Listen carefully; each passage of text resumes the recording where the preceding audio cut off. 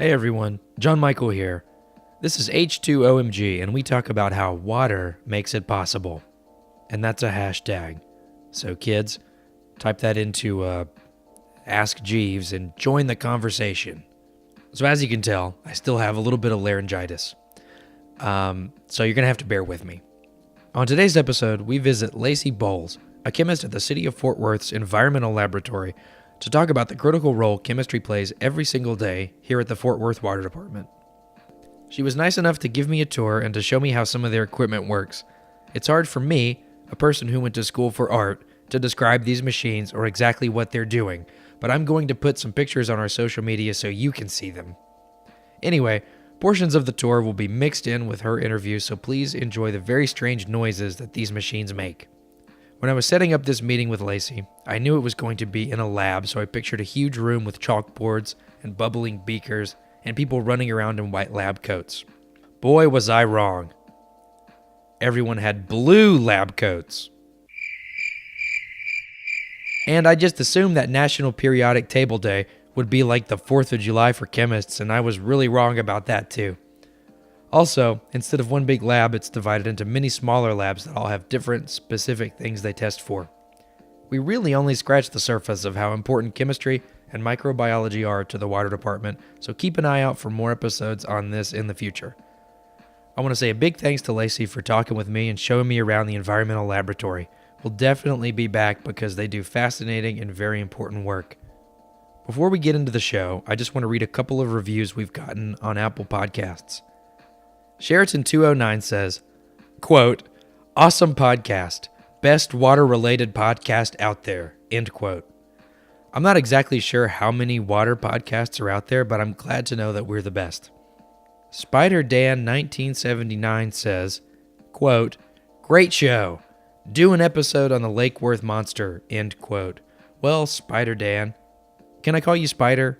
Well, Spider, you're in luck. We're going to wait for a spookier month to come along, probably October, but the episode is in the works. Thank you so much to the both of you, Sheraton209 and Spider Dan 1979, for taking time to review our show.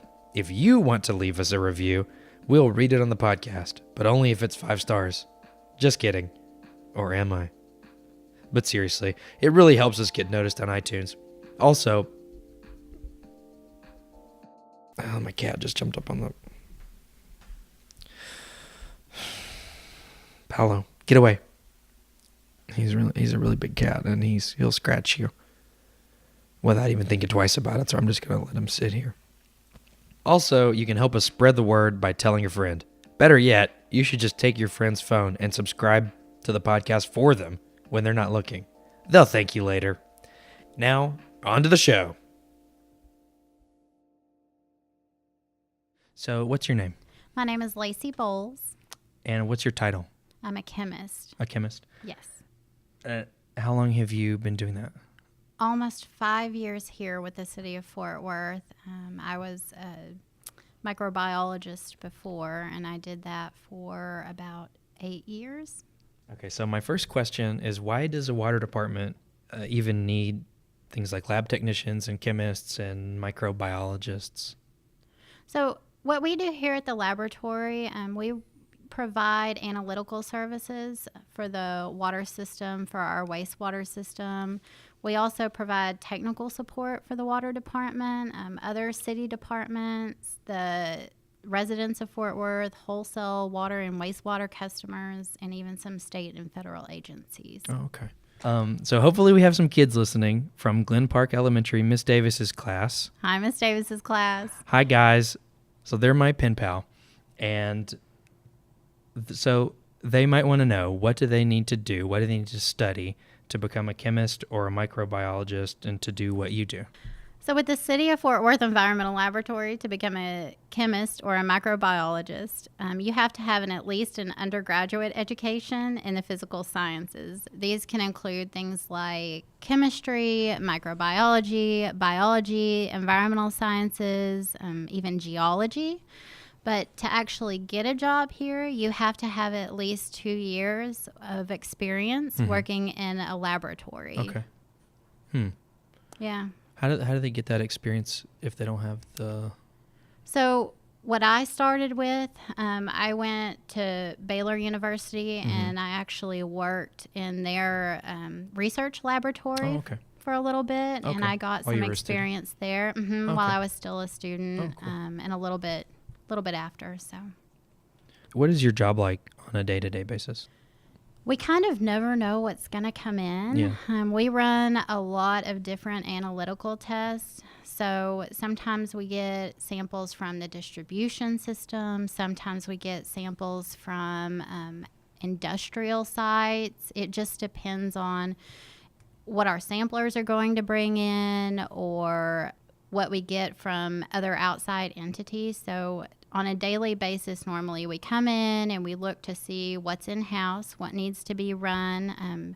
Different tests and different samples have different holding times, so sometimes you have to hurry up and do things, and then sometimes other things can wait a little bit. Yeah. We do try to have a turnaround time here at the lab. Everything has to be reported within 12 days. Oh, okay. So we don't let things sit here very often or very long.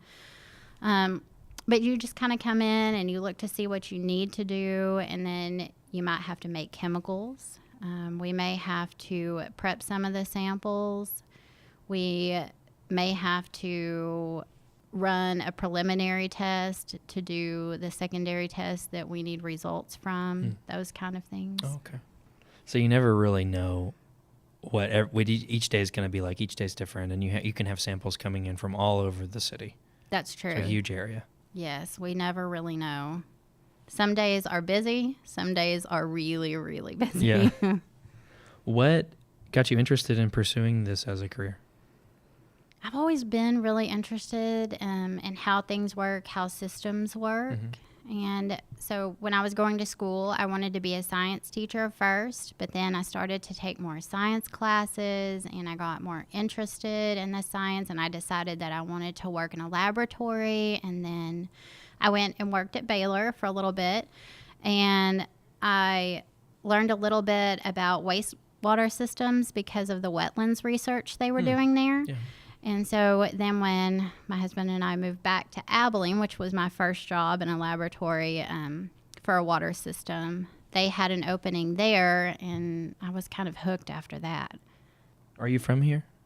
I'm from Abilene, Texas. Oh, okay. Mm-hmm. How far away is that? It's about 2.5 hours west of here. Oh, okay. Yeah, directly off of 20. Oh, okay. So I'm not from Texas, so I'm still trying to figure out all the geography. So you took me on a tour when I got here. I did. And the problem is I went to school for art. So a lot of the words that you said, I'd heard them, but I didn't really know what they mean. So it's kind of hard for me to ask smart questions about it. But when I'm describing this, what do I call it? Like, what? I know you said scalar, but what does it do? What's an easy way to describe it, like on Instagram? It is an instrument that reads biochemical oxygen demand. Okay. I know what all those words are, but I don't know what's biochemical oxygen demand? What's your favorite part of the job?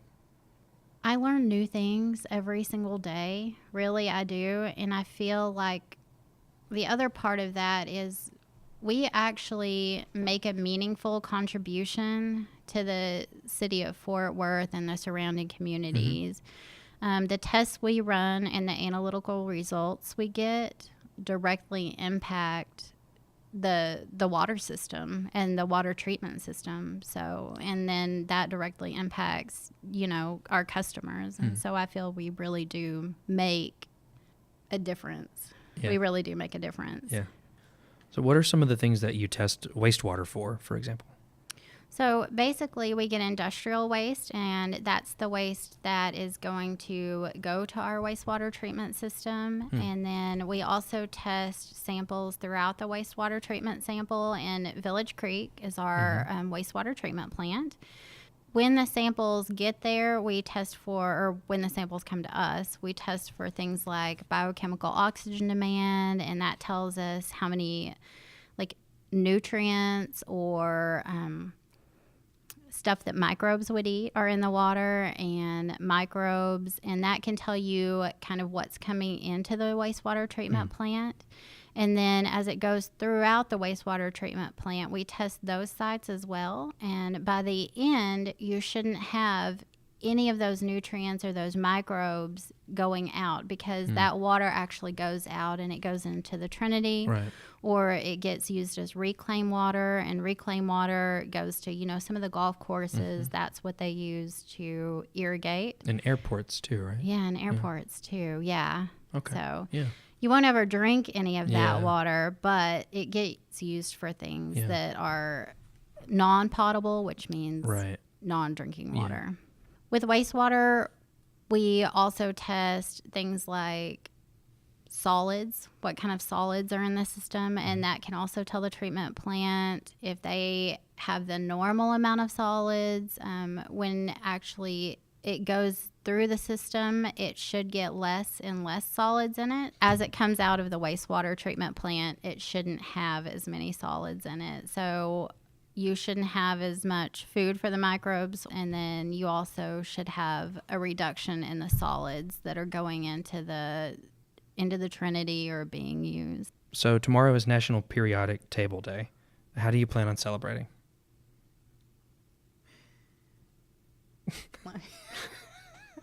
Well, because you're going to take this out, because I saw that question. I thought, oh my gosh, who celebrates National Periodic Table Day? Somebody does. Well, the kids might. Yeah. So I don't know. I was trying to think of very clever things to say about that, because I would actually never really celebrate National Periodic Table Day. Okay. So tomorrow is National Periodic Table Day, which is very exciting for us chemists. Yes. So you wait for it the whole year. We do. Yeah. For the whole year. But, really, every single day is like National Periodic Table Day to us. Yeah. We use so many different chemicals and elements of the periodic table every day.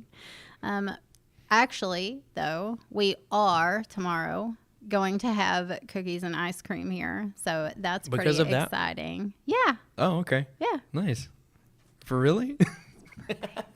My okay. It's your birthday. On Friday. Wow, I was impressed. We have a birthday. No, but you can leave that in. It's fine. But we are really, actually, I wasn't lying, going to have tomorrow. No, because that's great. Isn't National Periodic Table Day like February 7th or something? Yeah, this isn't really tomorrow. I had to look it up. I'm, hello, people of the future. I was pretending that it's tomorrow. It's fine. Yeah. Yeah. Let's see. What's your favorite element? And don't say a boring one. Why can't I say a boring one? Well, everybody knows oxygen and nitrogen. Okay. Yawn, No, but, okay, but truthfully, you have to say carbon. Ugh. No, you have to Isn't say that it. number one on the... No. No. What's its number? Hydrogen. I don't know. I don't know. I wasn't good at science. Well, I'd have to look at a periodic table. Carbon. You have to say carbon, because carbon is like, we are carbon life forms, right? Yeah. It makes up so much of us. Well, it's like I worked at the Space Center for a little while in Houston, and somebody, one of the team building things or whatever, I don't remember. They asked, what planet would you visit? And I said, I think Mercury or something like that, just because, well, the only real answer is Mars. It's the only one we could really go to. And somebody heard me say that, and I heard them whisper oh, what an idiot. You would melt on Mercury or whatever. And it's well, I know that. But everybody in here is going to say Mars. There's 100 people in here, So anyway, I don't have a favorite element. So I just want to know what yours was. I love them all. I like all the fake ones that they make up now, and have to put it at the bottom. Oh, yeah, at the very bottom. Mm-hmm. Who's your favorite scientist? Well, I have to say, when I was in college, I read a book called Silent Spring by Rachel Carson, and it actually made a really big impact on my life. I have a degree in environmental science, and it was one of the things that pushed me in that direction. It actually talked about the effects of like DDT on the environment and what we're doing, and it caused some big changes in the way we look right now at pollutants and the way we restrict being able to use certain things, certain chemicals now. If you could have people listening to this podcast remember one thing, what would that one thing be? There are a lot of men and women that work for the water department, and we all strive to ensure the safety of the public. We all work very, very hard at that. So, a lot of us work, 365 days a year. I know as a chemist here at the lab, we have somebody here every single day running our tests just so that we make sure that the water system is working correctly and what we're doing is, treating the water to the best of our ability. If you see a water department worker, please tell them thank you. I know a lot of times people are just upset because their water bills are higher or, there's something that they're not happy about. But really, we do strive to put out the best product that we can. Yeah.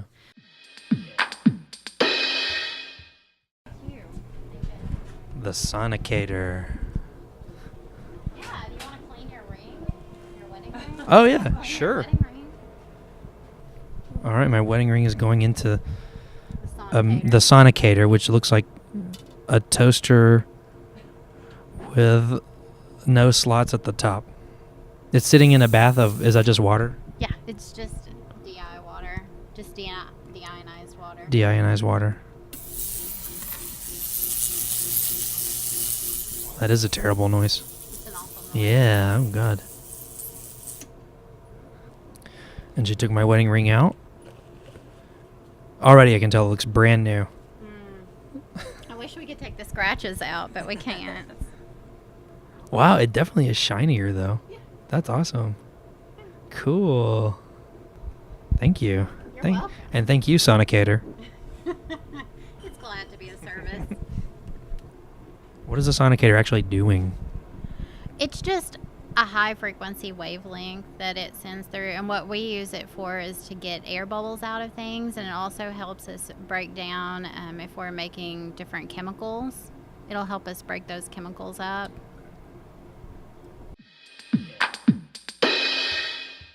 If you had to pick one movie to live inside of, what would that movie be? I like old Doris Day movies. So there's a lot of people who probably will not get that reference, but for some reason it feels like life was just so much happier then, and the problems that they had were not really problems. I don't think I've ever seen one of her movies. Old musicals, actually. Okay. So what's one of the famous ones? Pillow Talk. Okay. Well, I can pick a different movie. No, it's fine. For sure. That's your answer. But so that's why you'd want to, because it's just nobody has everything seemed so magical. Yeah. Back then, yeah. I wish I knew the reference. I know. I mean, I know who she is. Have you seen the new Mary Poppins? That would be my other choice. Do you like a lot of musicals? Kind of, but not. I'm not. Yeah. I don't have one genre of movie that I really watch. Yeah. I'm not as much of a movie person. I don't like movies unless they're funny or scary. Oh, okay. But not at the same time? No, that's fine. Oh, okay. Oh, yeah, that's definitely fine. But I don't like anything that's going to make me have feelings about something. So Feelings other than scared or funny. Or laughing. Yeah.